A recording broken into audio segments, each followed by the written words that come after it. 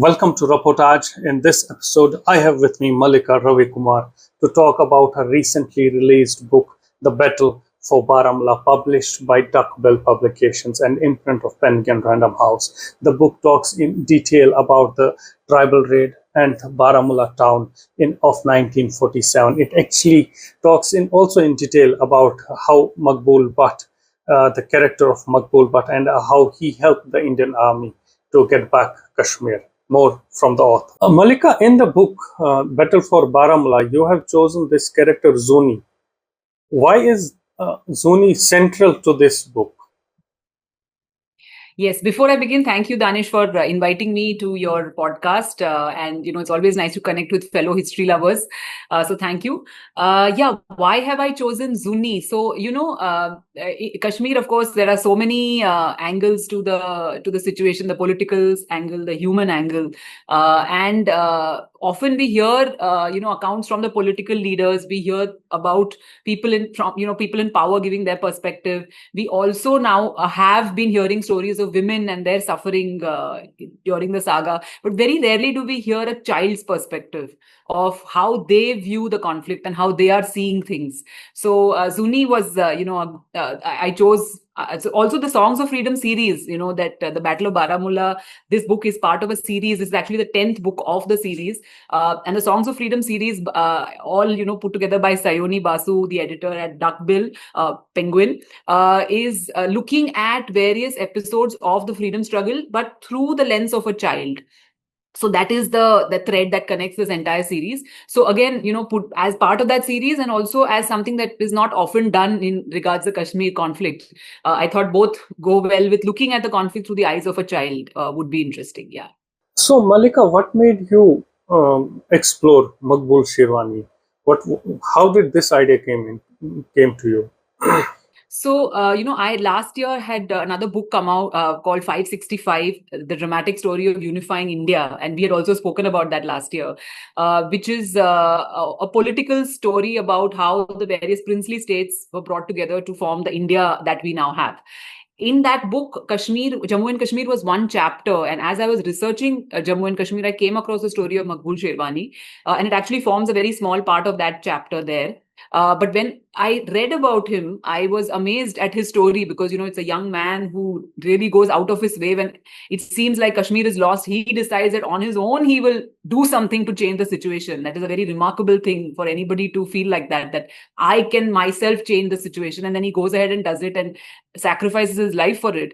It was a remarkable story generally by itself, especially given the political, way things have changed in Kashmir and the perception that mainland India has about Kashmir today after so many years. I thought the story of Maqbul Sherwani is relevant even today to say that there were people who, belonged to the Kashmir Valley who were, whether he was a National Conference volunteer, but regardless of his political affiliation, a person who fought for India in the Kashmir Valley at that time. And he was a Muslim. So this perception of dividing by religion and, that you owe your allegiance according to your religion to India or Pakistan, that perception was totally shattered by, the story of Maqbul Sherwani. And unfortunately, most people I asked, nobody knew about Maqbul Sherwani. They hadn't heard of him. So I thought it was, important to remember him and, also tell the next generation that there are people like that also. So, you should not generalize and make sweeping generalizations in the way we perceive things. So, Maqbul was a very fierce critic of Muhammad Ali Jinnah, and he had obviously opposed his visit to the Kashmir. So, how do you view this Kashmiri Muslim political thought evolving at that time? Sorry, can you repeat your question? So, Maqbul Butt was a fierce critic of Muhammad Ali Jinnah, and he had also opposed his visits to Kashmir. Yes, yes. Yes. How do you view this Kashmiri Muslim political thought evolving at that time? Right. So yes, as you rightly said, and as mentioned in the book also, he was a follower of Sheikh Abdullah and National Conference, and Sheikh Abdullah himself was opposed to Muhammad Ali Jinnah, and it is something that needs to be reiterated, because this two-nation theory of Jinnah that we think a lot of Muslims had supported. In fact, a lot of Muslims did not support the two-nation theory, and Sheikh Abdullah was one of them. Maqbul Sherwani was another. There were people all over India. For example, who was at that time the Diwan of Hyderabad, Sir Mirza Ismail. He did not support the two-nation theory. There were many Muslims who did not support the two-nation theory. These are just to name a few. But coming back to Kashmir, yes, he was one of them who stood by the ideology of Sheikh Abdullah, and Sheikh Abdullah was for a united Kashmir with people of all communities, and he wanted a progressive Kashmir. His nara was Naya Kashmir, where you actually get rid of the imperialist feudal way of functioning under Maharaja Hari Singh, which was who was ruling Kashmir at that time, and move to a more democratic setup, which is not autocratic, which is not controlled by one family, one person, but it moves to a more people's participation and so on. And it had nothing to do with religion. It had to do with idealism of the ideals of democracy, ideals of people's participation, and making a constitution for Kashmir and so on. And he wanted people of all religions to participate in that. So in fact, his political party was earlier called the Muslim Conference, and being aware that that is creating a very communal idea in people, he changed the name of the party from Muslim Conference to National Conference. So this was not an uncommon thing at that time. Sheikh Abdullah was hugely popular in the valley and had many followers, and many people like Maqbul Sherwani, who were Muslims, did believe in that ideology, and they did not agree at all with Jinnah's two-nation theory. And as when Jinnah came to the valley, as you rightly pointed out, Maqbul Sherwani was one of the person who opposed Jinnah coming into the valley, and that is not an exception. There were many people who actually, when Sheikh Abdullah was released, actually by Maharaja Hari Singh, arrested him, and then he released him. The description of the rally that comes out in Srinagar, the crowds that come out in Srinagar to welcome him, to receive him, is amazing. Even at that time, 1947. So that is how hugely popular he was, and obviously he. The ideology that he had, showing that it was hugely popular, means that there was a lot of opposition to Jinnah at that time. And just to one more thing, when after the conflict took place in Pakistan, the attack took place from Pakistan, and then there was this talk of this referendum. Mountbatten, in fact, goes and asks Jinnah, what if we have a referendum? Will you agree to that as a solution? And Jinnah actually refuses. He says, I don't want a referendum in Jammu and Kashmir, because he knows that the popular sentiment in the valley is anti-Pakistan, is against him, and that Pakistan would lose a referendum. So at that time when it was offered, it could have well gone India's way. So the popular sentiment, not just Maqbul Sherwani or Sheikh Abdullah, but generally in Kashmir, even amongst the Muslim majority population, was pro-India and anti-Pakistan. So just to transgress a bit from the book, can you tell me why did Sheikh Abdullah actually change the Muslim Conference to National Conference? Whose basic idea was it? So Sheikh Abdullah, if you read his autobiography, Leaves of the Chinar, that is his autobiography, where he speaks about this extensively. He does, initially, his life is very interesting. He's born into a poor family of shawl makers, but from that he rises to, on his own merit, he studies, and he wants to teach, and then he comes back into the valley, and under Maharaja Hari Singh, he finds that he's not able to get a job, he's not treated equally, and so on. So he has these perceptions of inequality, and he's, wants to fight for the ordinary Kashmiri. And when he does that, he first forms this party called the Muslim Conference. But later he does find that there are voices that are seeing this as a communal party, are seeing this as only for the upliftment of Muslims, whereas the valley had Hindus, it had Sikhs, it had Christians, it had a large number of Muslims also. And his ideology was not communal, but the name that the party had was giving the perception to people that it was only for the upliftment of Muslims. And therefore he at some point decided to change the name to National Conference, so that it has a more, appeal to people across various faiths. So who were these people who thought this is a communal organization? There were, a number of people who actually were sympathizers of the Muslim League also, and they did support Jinnah, and they had, a lot of common ground with Jinnah, and they the party continued. I mean, after it split, there was an element that was a Muslim conference which continued to align with the Muslim League, and they continued to speak to Jinnah and Pakistani forces after that. So there were a number of people who were did not agree with Sheikh Abdullah, and they sort of, there were two sides to the party after that. Yeah. Just one more question before I come back to the book. Sheikh Abdullah had done MSc chemistry, right, from Aligarh, AMU. Do you, by any chance, do you know how much marks he secured during his MSc chemistry course? No, that was not part of my research. I think you asked me this earlier also, but no, the marks, I did not look at his mark sheet because it had, like the story is, Sheikh Abdullah is not a character in the story, he's just in the background. So the story is mostly about Maqbool Sherwani and Zuni and the ordinary people of Kashmir. Sheikh Abdullah was, of course, the political figure in the background. So the story is not. I just thought to ask you about it. Maybe you may know, you may have researched in last 1 year about his marks. But let's continue with the book. In the book, you have also in the book I didn't look at his life in so much detail. I completely get it. And in the book, you have also mentioned about Salamti Fauj. What inspired you to write about the National Conference grassroots resistance against the tribals? And if you could talk about this Salamti Fauj and the women, I think her name was Zuni Gujri, and the character you have called her. If you could talk about this Zuni Gujri and this Salamti Fauj. Yeah, so the resistance to the Pakistani attack came from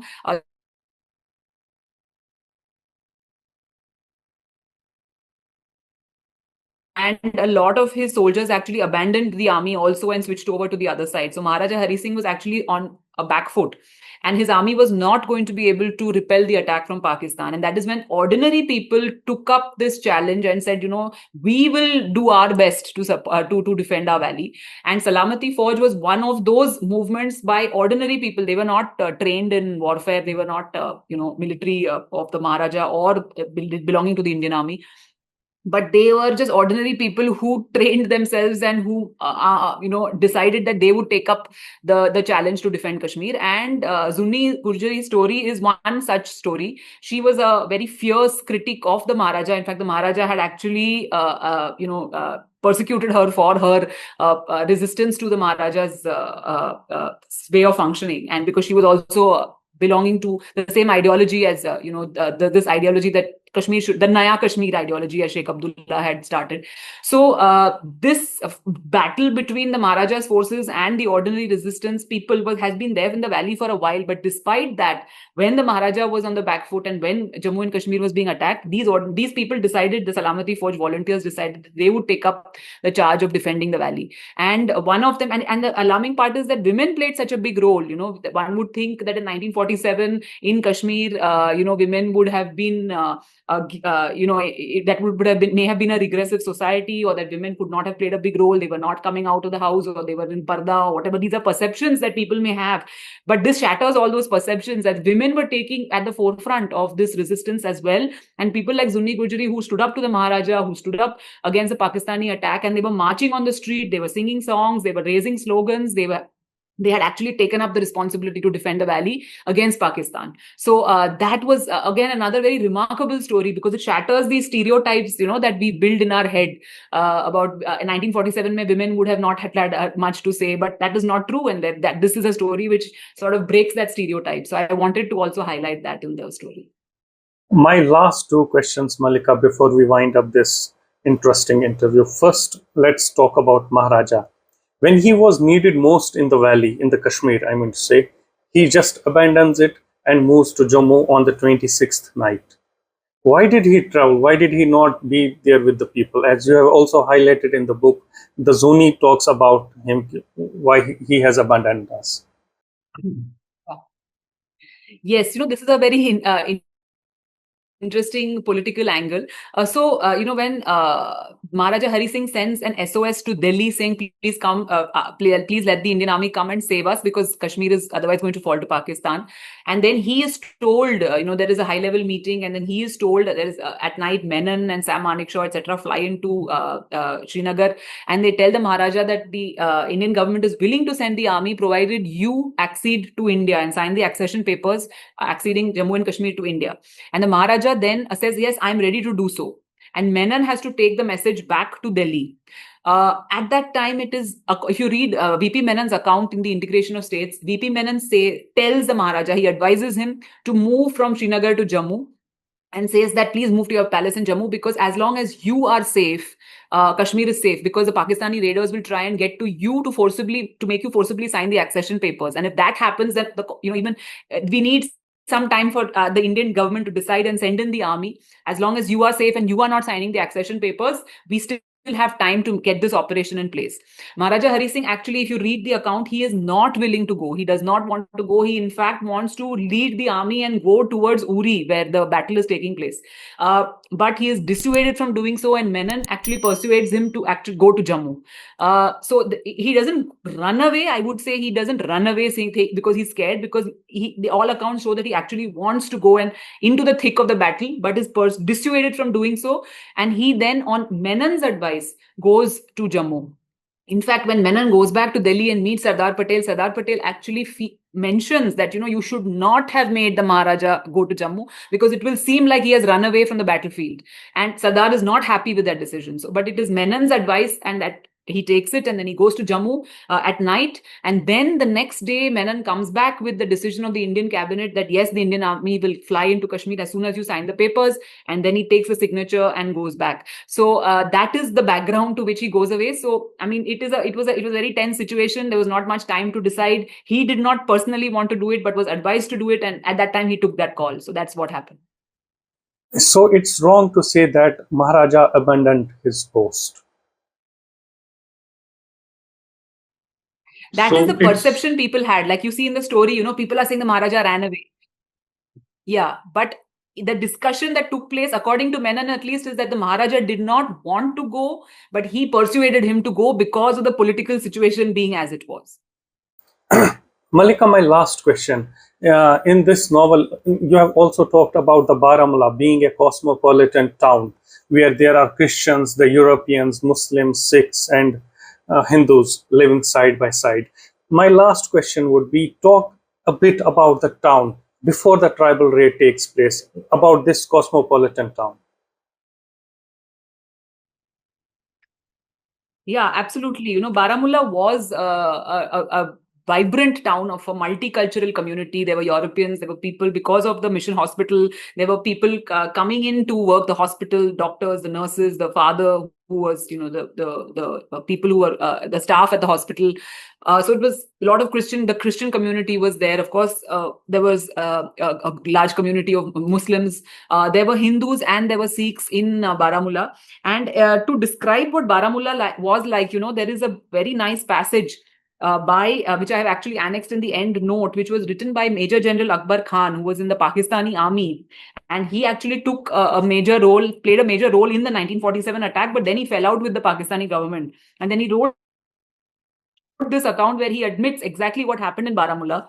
And he says, just a small passage to read, this Baramulla used to be a town of orchards, schools, road and river transport stations, shops and restaurants. In short, a bright and cheerful looking place. But now it looked as if an earthquake had shaken it.